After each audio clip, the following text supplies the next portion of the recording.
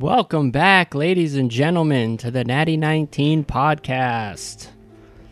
We set up the game of Fiasco, and we're going to jump into it tonight. We're actually going to start it. We just did the characters and the setting on that last episode there. And yeah, let's get into it.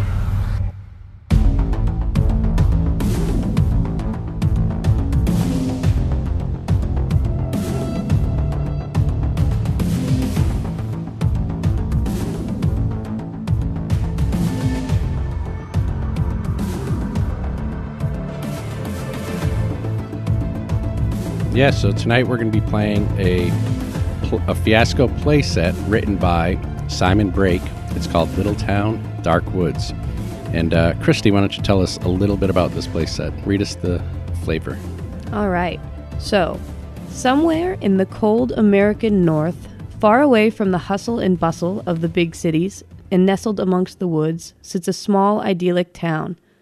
People who pass through the town are often enchanted by its charm, despite its being isolated from civilization by at least a half a day's drive.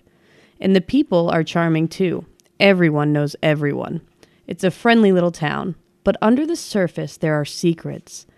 Those they keep from visitors, sure, but frequently those they keep from each other. And it is said that many secrets lurk in the woods beyond the edge of town, where the shadows of trees obscure greater mysteries. Ooh, intriguing. Mm-hmm. And we all, based on the description of this town, we all made characters, as Jay pointed out. So we're ready to start creating this world of wonder. And I think Christy, we decided that Christy would have the first scene with her character. Yes. What's your character's name? My character's name is Edith. Okay, so as the first player, as the current player, you get to choose whether or not you want to resolve the scene or establish the scene. I believe I want to establish the scene. Okay. Let's find out, paint a picture of where the scene takes place, who's there, what you're talking about or doing. If you need extras like bartenders, police chiefs, thugs, anything that's not our characters, you can have somebody who's not a character in the scene play the extra. Okay. So Edith finds herself walking down the main street to the local diner. She has a goal in mind. She is looking for Alex and Steve, two local youths who she believes knows more about what lies beyond the edge of town. So she enters the diner, the bell dings as the door passes it, and she sees Steve and Alex sitting at a booth. And she corners them. She approaches the table. She says, "Afternoon." Mrs. Nice.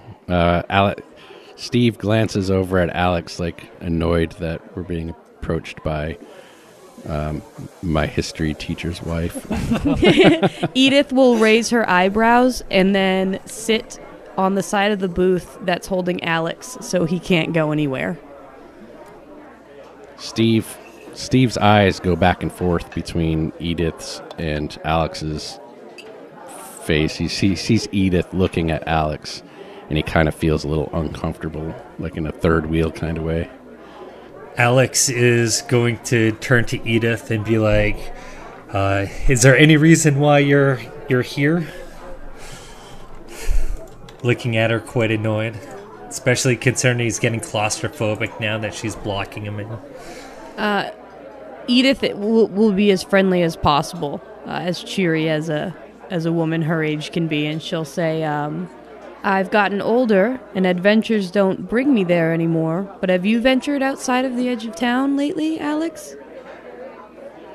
All right, Alex looks at her, kind of in shock. Have you been following me out there lately?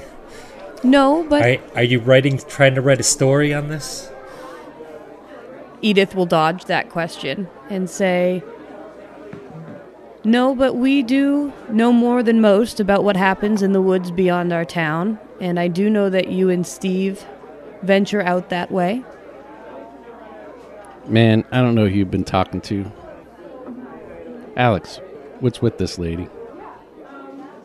Edith is going to look to Alex in a way that is almost to say, yeah, what do we share in common, because we have that secret together about what lurks in the shadows. Ouch.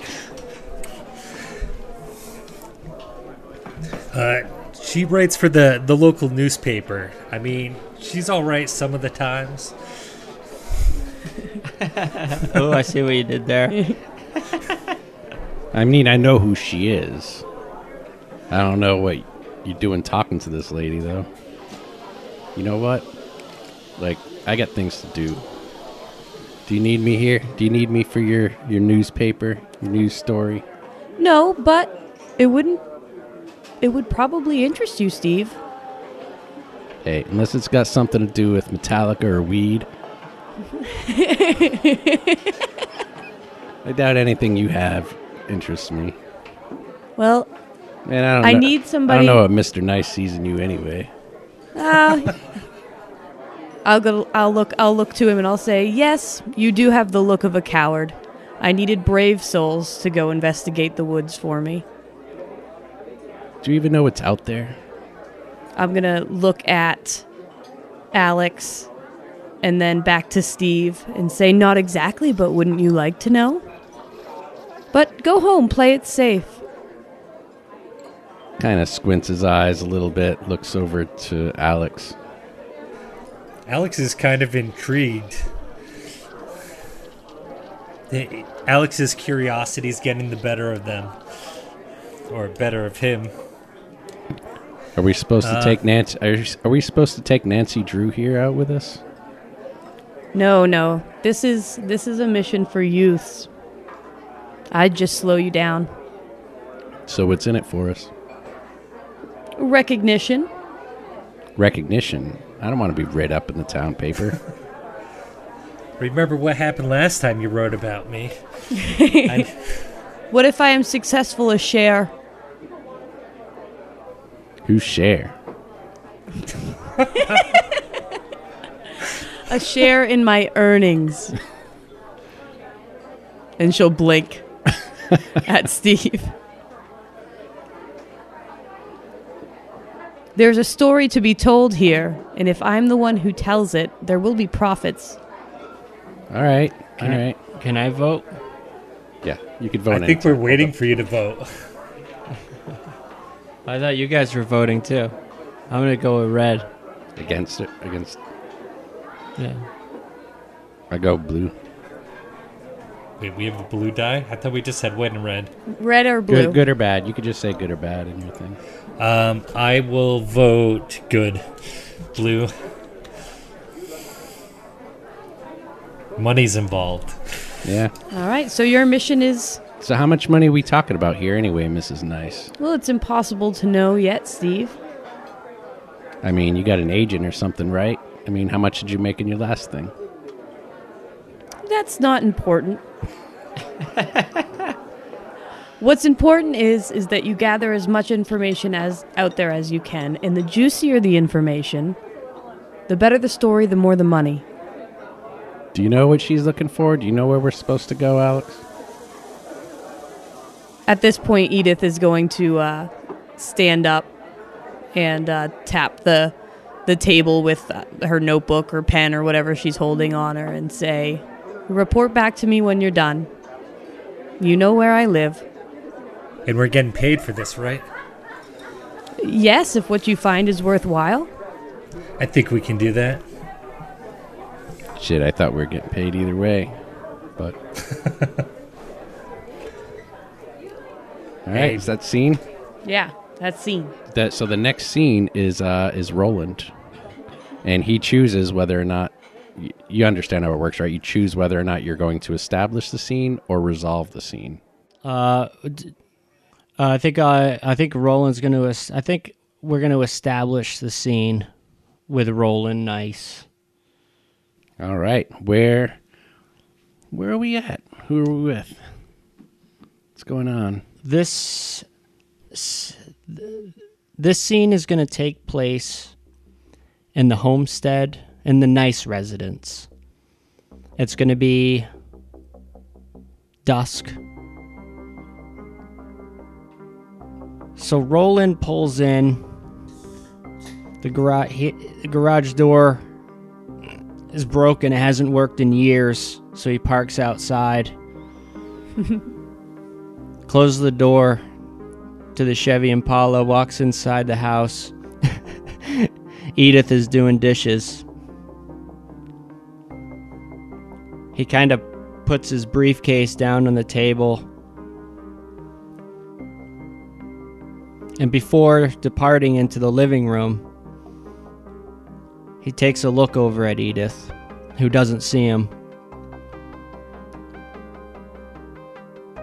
And as he starts to turn to ignore, he obviously has something on his mind. And he goes to walk into the living room and he stops. And he turns. He can't let it go. He approaches Edith. He kind of caresses her shoulders gently, which he doesn't do often. Usually when she does something wrong. And then he says, I talked to Bobby Winston. He says he saw you at the diner. They make the best shakes. Now listen, Edith. I told you before. I want you to stay away from Steve and Alex. Oh, they're harmless youths.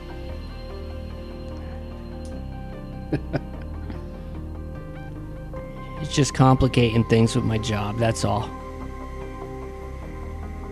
What is it you wanted with them, anyway? Oh, shit. Is Edith gonna lie?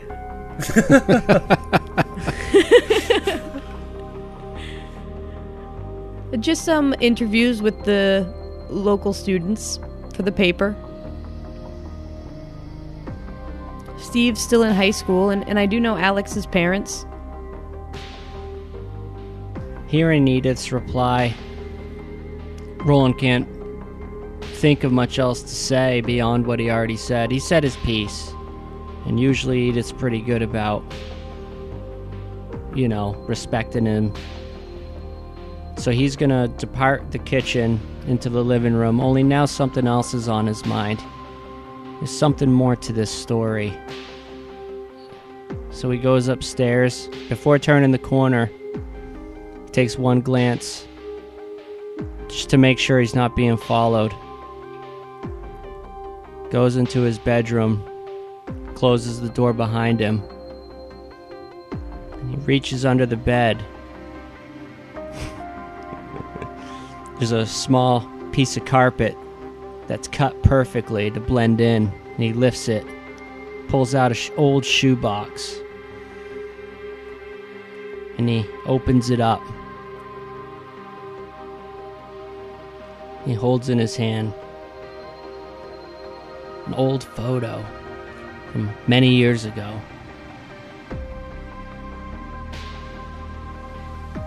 Edith grabs the towel from after she's done washing the dishes. She grabs the dish towel hanging by the sink and she's washing off her hands. And her mind travels back to events in their past and other mysteries she's tried to solve and failed. And she knew what Roland was trying to do. He was trying to deter her from digging any further, any deeper into the secrets that lie in this town. But he had failed. She was determined to move forward. All right. Was that kind of your goal? Maybe to deter Edith from digging again? It doesn't matter anymore. It's canon. yeah. Well, I just didn't know what it was. I assumed that was his goal. So and this is interesting as we learned how to play this game. As you're going up the stairs, I knew that you were building towards something, and it almost sounded like you were wrapping up the scene yourself. Like you wanted to like drop something. And that's the moment that I decided, that I was going to cast a vote, because then given the information of whether it's going to be good or bad, he could paint whatever he drops in that way. But It's also totally cool that he does that, and then even though he walked out of the room, you were still part of the scene that you can carry and end it. Carry it over and end it.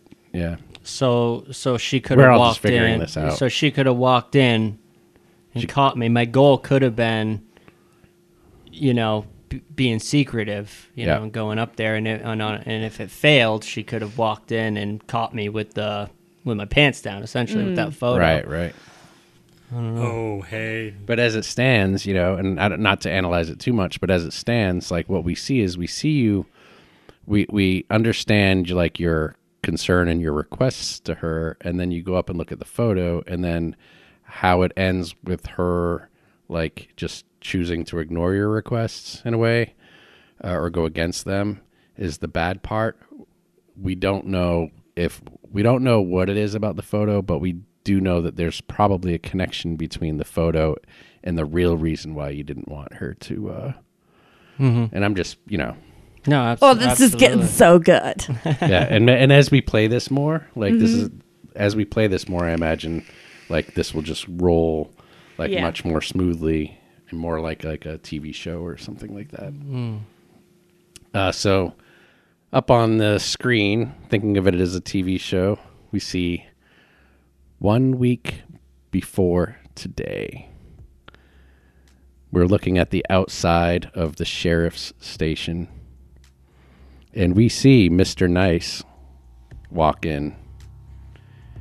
And in this scene, Steve is being released from jail, and it's Mr. Nice who came to bail him out. Nice.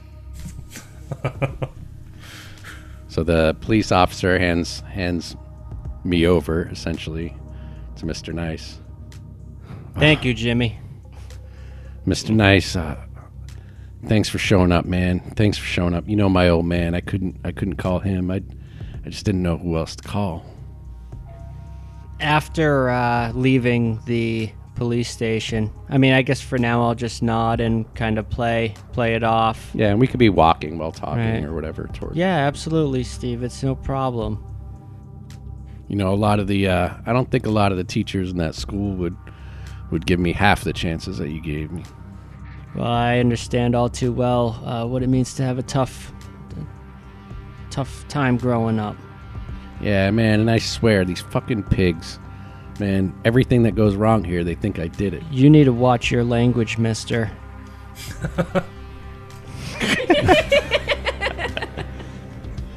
And now that they've rounded the corner and nobody else is around, Roland's going to kind of change his tone a bit. And he's like, listen, Steve, we can't be doing this. Can't be doing this all the time. His voice is lowered. We can't be doing this? Your wife, like, shows up and she's talking to Alex, like, all the time. I'm well aware of that situation, god damn it. No matter what I tell her, she just won't listen to me. She's getting too close. She's playing with fire. And, as a matter of fact, as I told you before, I don't think you should be going out into those woods anymore. I can't protect you for too much longer. Man, you just don't know what it's like. Like, once you get involved with that stuff, it's like, I would never admit this to anybody else, but you've been treating me good and you help me out. Like, Alex fucking freaks me out sometimes. I'm telling you, you need to get away, wash your hands of it. You gotta remember, I went down this same bullshit path when I was your age, and it got me into a world of shit. I don't know that I could just walk away. I don't know what my choices are. It might be too late for Alex, but Steve, you got a real shot at this. Please, get away while you can. Oh, what am I rolling? don't even know where it's going.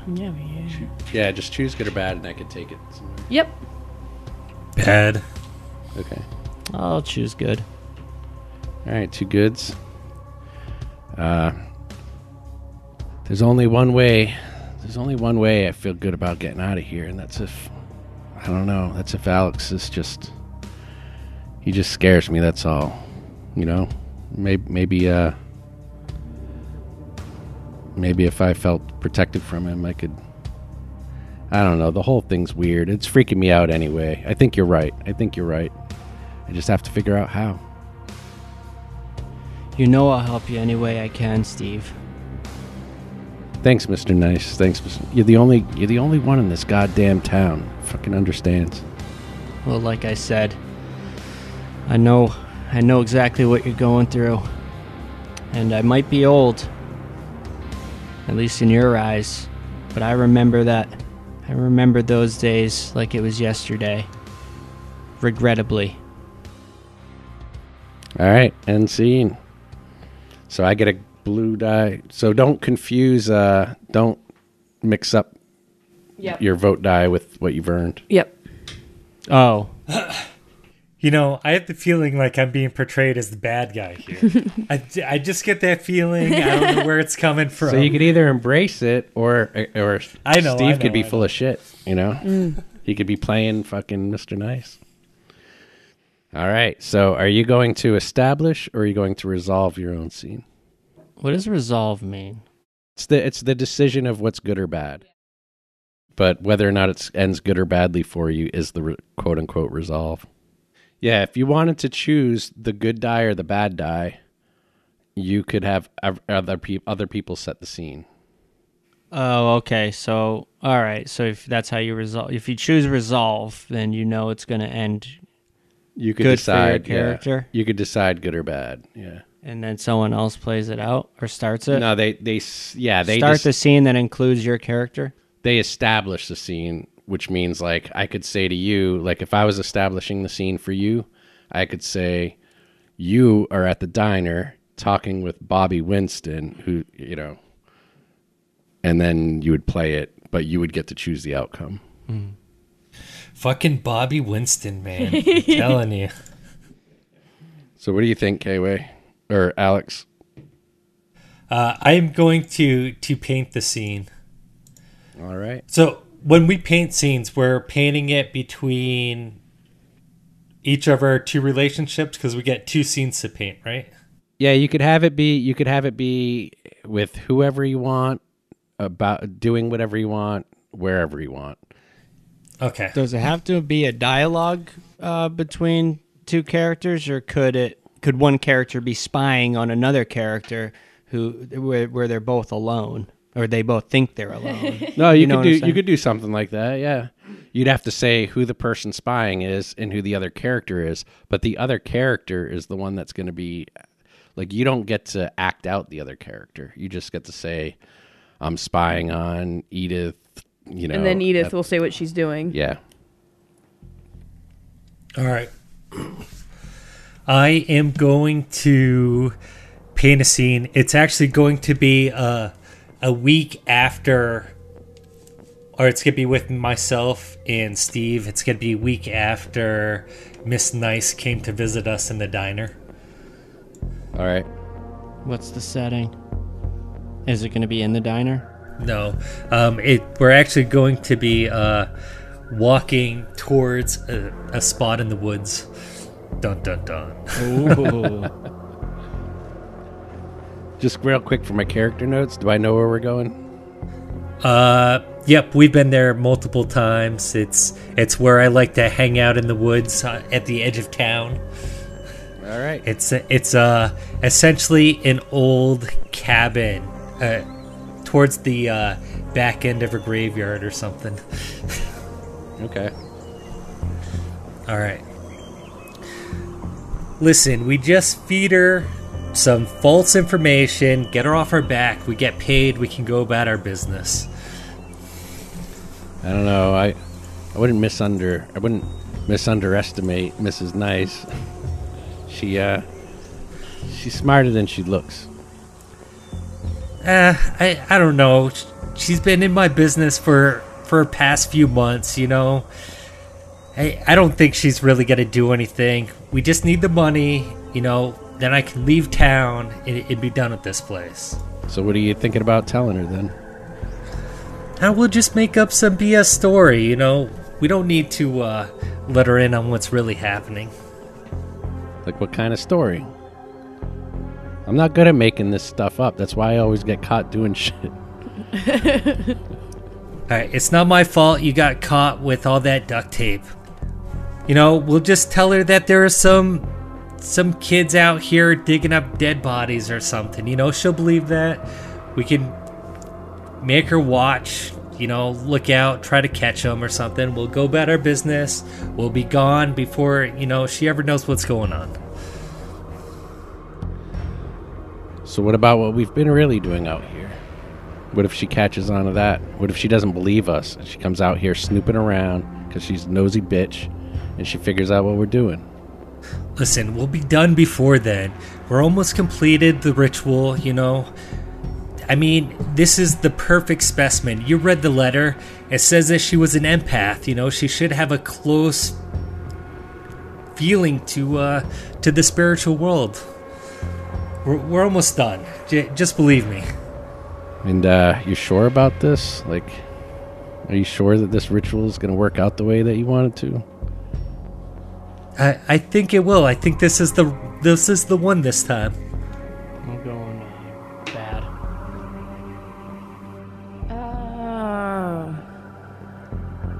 I'm gonna go good.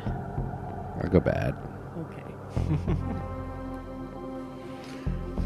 All right. So, what is it, 2 bads? Yeah. So, all right. You tell me what to say. I'll lie for you. Listen, we'll just tell her that there are people that have been coming out here robbing dead bodies. She'll believe it. You know, look, we can even go out one night, you know, dig up a couple holes in the graveyard. You know, she'll never suspect anything. All right, I'm with you, man. And then the camera zooms to behind Steve's back, and he has his fingers crossed. Ouch. Ooh, betrayal. All right. I think you've been talking to Mr. Nice too much.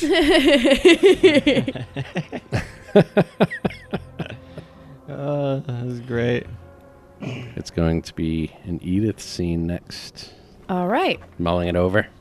Yeah. I think you're going to find Edith at the local library in the basement,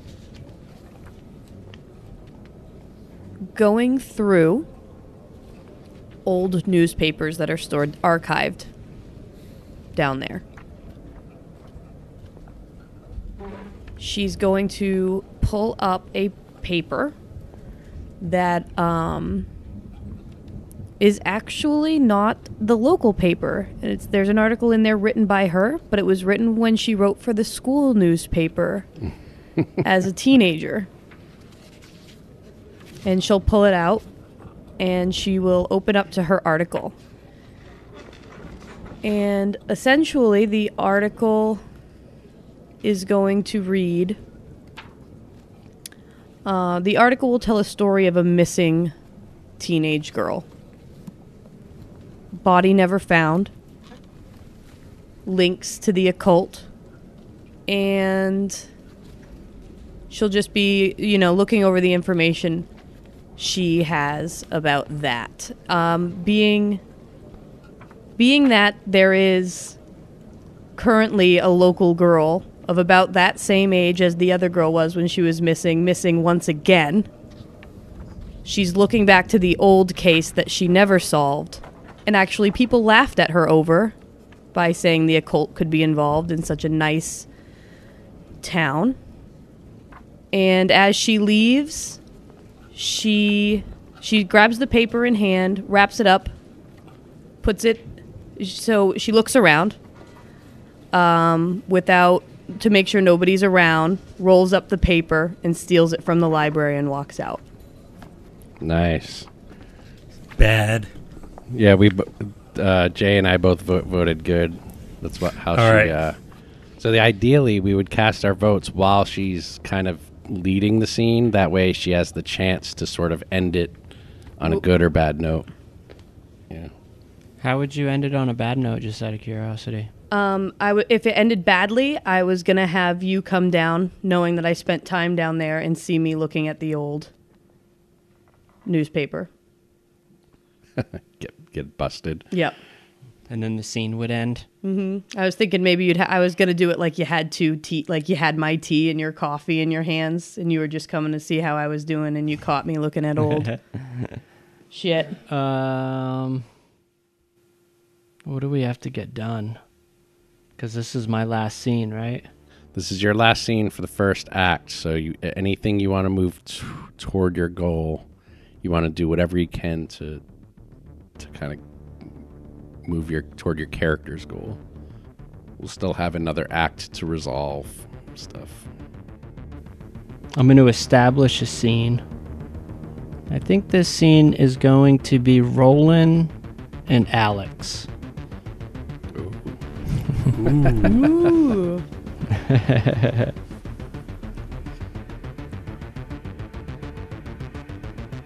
It's the last day of school for summer break.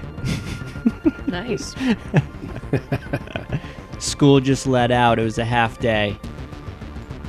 Going to party. As all the kids are running and screaming, finally free at last from the shackles. Alice Cooper playing in the fucking... Free at last from the shackles of authority. On his way out, he notices Alex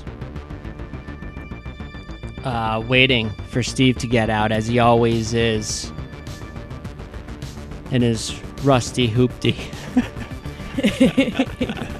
Sounds about right. Dirty lime green hatchback. He's going to approach the car.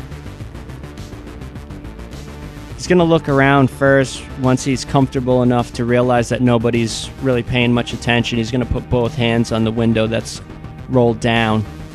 And he's going to put his face right down to him.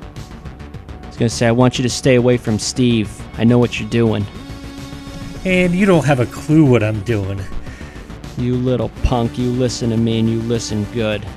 And at this point, he's going to grab your collar and pull you in close, clearly breaking some laws. He's of age, 20 years old. You can assault him a little. And say, you listen good. When I was your age, you don't think I was in the same goddamn shit. Now, I know where that brought me. I damn well understand that it's too late for you, but you let that kid go. He doesn't need to be caught up in your bullshit. Wipe that fucking makeup off. You get your hands off. Get your hands off of me. At this point, I will release... Roland does release him after realizing, you know... Getting a hold of himself. Kind of regains his composure a bit. Lucky I don't bring you up on charges, old man. It's like, listen, hey, I'm sorry, all right? But things are getting out of control. And I feel it. I've been in this town a long time. What, are you afraid your past is going to come back to haunt you? Yeah, I guess hearing that at this point, Roland's going to kind of freeze momentarily.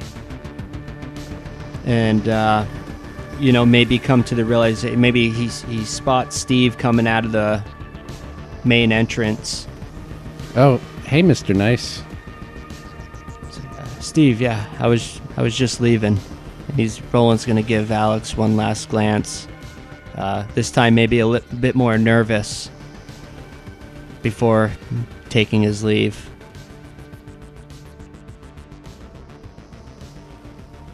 Nice scene.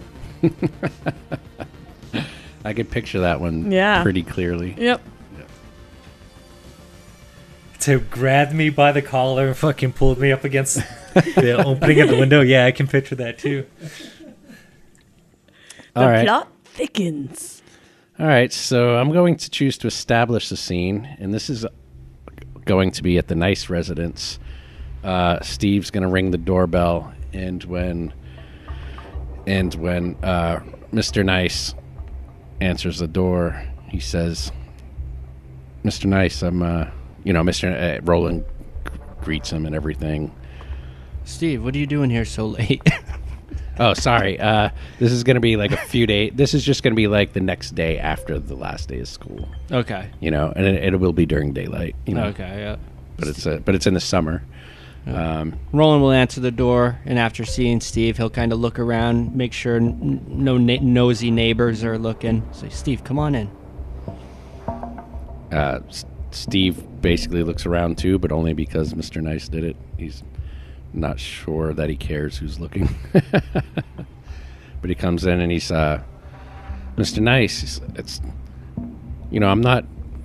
I'm not really here for you. I'm here to see Mrs. Nice.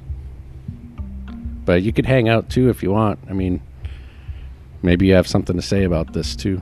No, I think that's a good idea. It's about time we all kind of got this off our chests.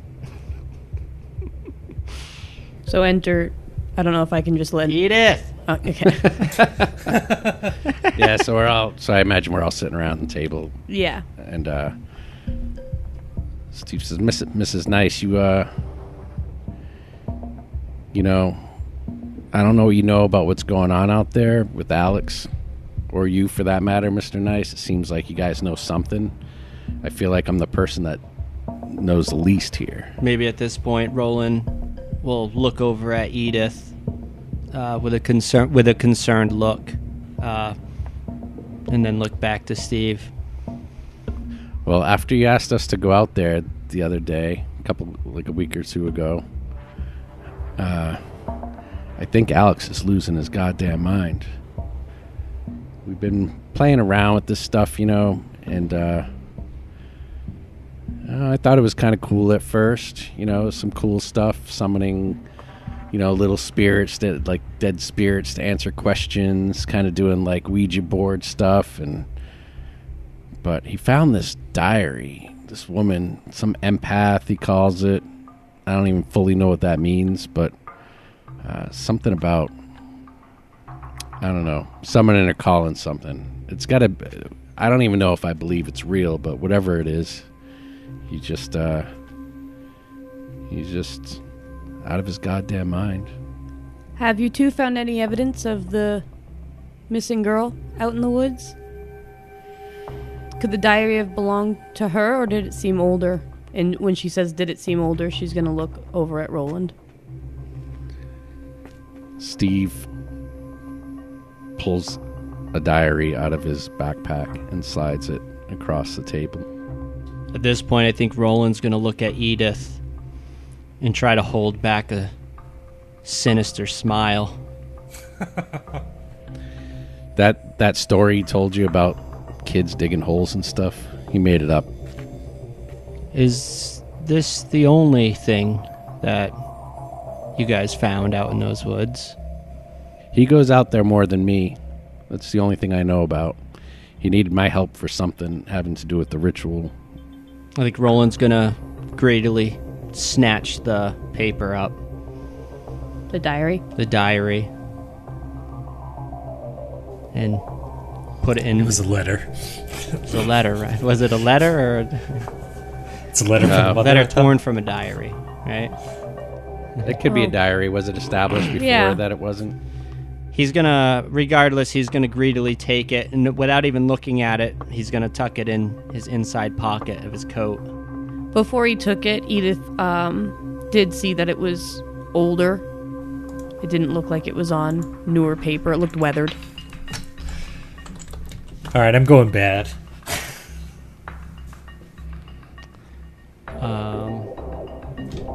So I'm going good. apart. Yeah, I'm going good.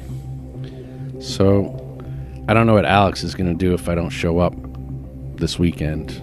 I mean, everything's supposed to go down Friday night, and I think I need protection, or I need somebody, to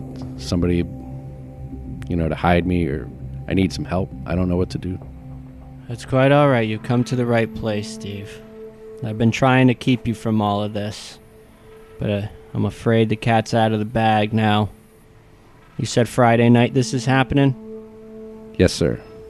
All right. Well, sadly, we are going to need you to be there, but we'll take care of you. Edith will nod. And Steve nods nervously.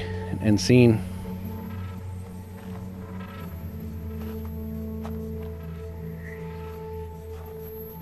All right. Dun, dun, dun. Now, this is the last scene of Act 1. I am going to set up a scene, I don't know, 3 weeks ago before any of this starts. Before, Now, is this going to be around the time that Steve was arrested for something? I bet that would be in the similar That would be time about frame. the time frame, yeah. Yeah, sure. Right around then, before she ever came up to, Miss Edith ever came up to us in the diner and stuff like that. Yep, okay. Is there a place like that you actually work out of, or do you work out of your home? Like writing for the newspaper, or whatever you write for? Oh, me? I work at a home. My office is at my home. All right. So one day, during school, when school's still in session, I know Mr. Nice is not at the residence. I'm going to come up to.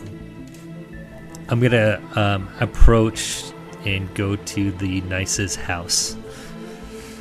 Knock, knock, knock. Edith opens the door. Hello, Mrs. Nice. Alex? I wanted to talk to you about something. Me and a couple of friends were hanging out in the woods one day, and I found something disturbing. Edith is going to put her hand up and then wave for him to come inside so she can shut the front door. Oh, I'm sorry. Front door. Yeah. And then motion for him to sit down so we can have this conversation. All right. I wanted to bring it to your attention. I found this journal diary. What is it? Letter. What It's did a we letter. decide It could have been in the Letter? diary, stuffed in there. It was from the, it's quite old. It's from the past, but there's something, that I always found suspicious. This person in here, I don't know, give me a female name. Heather. Jessica. Jessica. All right. There are rumors that she used to, hang out with your husband. And I wanted to, I was reading this book about being able to communicate with spirits. And I want to see if that's true. But I'm going to need something from your husband, some, I guess, voodoo stuff, some hair, some clothing. I'm going bad. I'm going good for him. I'm going to go... I'm sure you're going bad, Mr. Nice. I'm going to go... good. And... go upstairs and grab a... I'll grab a piece of tissue paper that... He blew his nose that with. that Roland had used to blot a cut when he cut himself shaving. So some blood on a cloth that belongs to Roland. And bring it down to Alex and say, we both know that what lurks in the shadows beyond here allows for people to do some pretty miraculous things. I thank you. I appreciate it. And I know she was your friend growing up. And I heard rumors. So I just want to say thank you. As long as you come back with what you find, and only to me. Damn. Betrayed. Awesome. All right. That sounds like the end of Act 1. Now, before we get to Act 2, what we do is we take the die that we've accumulated. I got 1 and 1. You have 1 and 1, so you have to roll 2 individual d6s and subtract the lowest number from the highest number, and that's your sort of your score. 3. 3. Okay. So, and then all of the rest of us have the same color die. So basically, we're just totaling our total, and I got a 12. Jesus. Jeez. I got an 8. 7. Okay, so the 2 highest scores, basically we do the same thing that we did during the setup, but we do this on a set of complications. So you and I will choose complications by rolling these dice, and those complications will be introduced in Act 2. So how this works is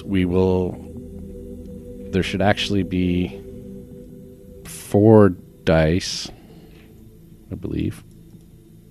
We'll each choose one category, and then we choose the detail, the element of the category from each other's. So you use one of the numbers of the die to pick a category, and I'll use a number for a die to pick a category, and then we'll do the detail of each other's category. Okay. So is this like the aftermath stuff, or? This is what's called the tilt. All right, so we're doing the tilt table now? Yep. Okay. I didn't know what image to go to. And whatever we choose for the tilt, these complications, while we're playing our scenes in Act 2, we'll each get 2 more scenes in Act 2, but we'll have to keep these complications in mind and try to play with them. So that's only for you 3? Or do I... No, that's for everybody. Yeah, it's for everybody. All right. So does my 3 pay effect in it? Like, am I innocence? Nope. That number was just to determine who makes the choices. Okay. So it ended up being Christy and I make the choice on the table. So I can choose from mayhem, tragedy, or guilt. I'm gonna go with tragedy. Tragedy. Really?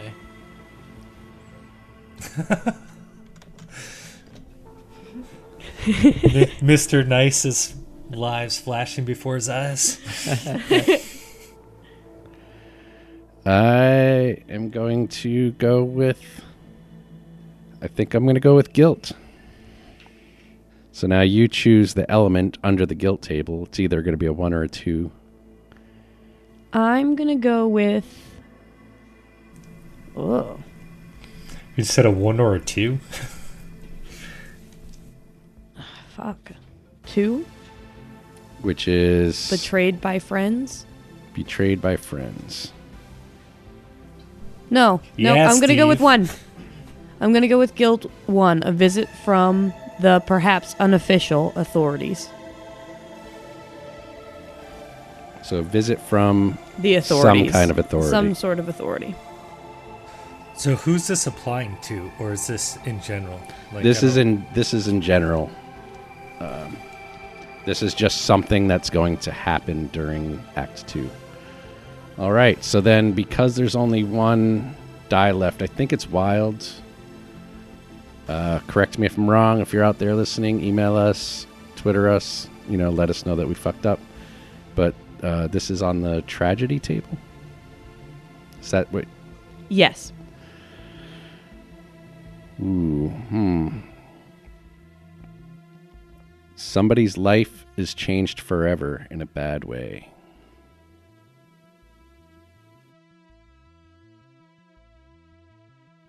All right, so now we've acted out Act 1. We've chosen our complications on the tilt table.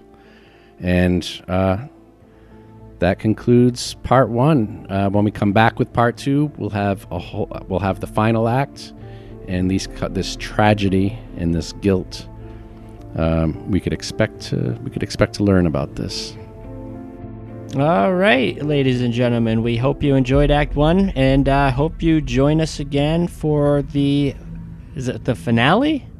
Yeah, the final act. The final act. Let's see how this little story ends next time on the Natty 19 podcast.